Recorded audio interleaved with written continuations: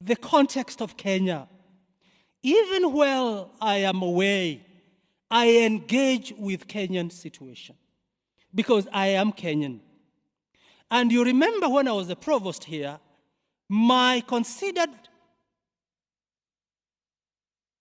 conviction was you cannot look at life in a binary way, that there is holy and there is unholy. There is what is political and there is what is church.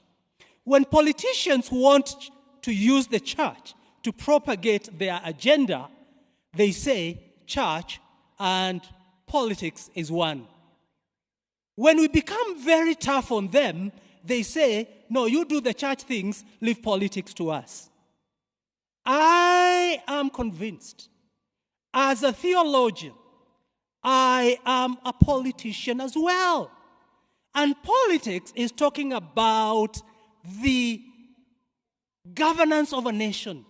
And the church and church leaders must engage in such.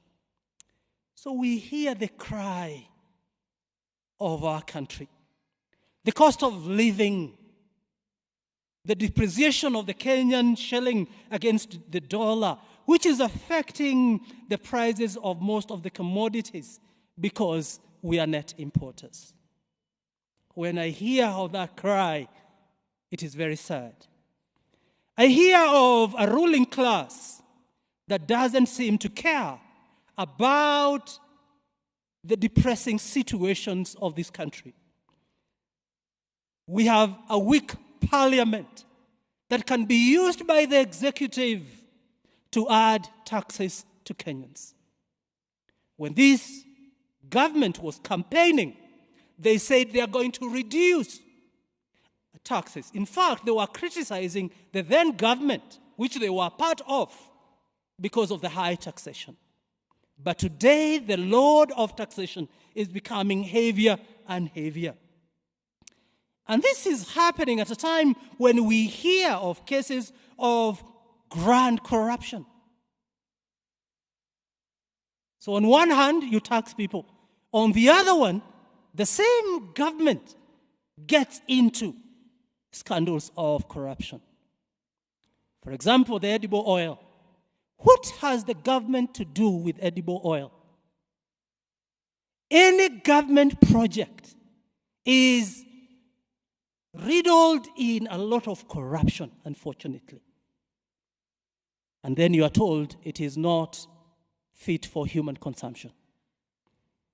Fuel prices are not making sense in Kenya. If you compare with the world, the prices are going down. In Kenya, they are going higher, affecting the lives of the poor Kenyans.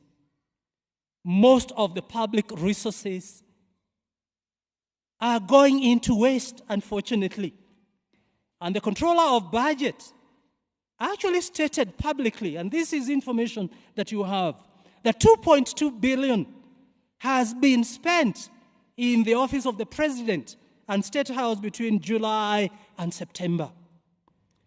If you do that calculation, it means that we spend in that office 23 million per day and 1 million per hour.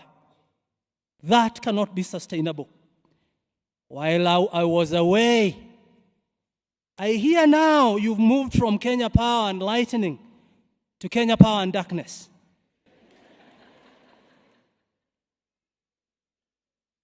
And I even hear now you want to spend billions of shillings to unbundle the power lines. This is corruption after corruption after corruption in a government that looked very Christian. And you remember I told them not to hide in Christianity. Christianity is being men and women of integrity. You cannot use Christ to come to power, and then when you get there, you become a corrupt leader. The context in Kenya is becoming even sadder with the weakening of the opposition. While we should be having a very strong opposition by this time to check on the government, it's becoming weaker and weaker, and we can't hear the voice of parliament, but also the schemes that you see to silence people. The other day I was reading of somebody threatening Kenyans not to go to court.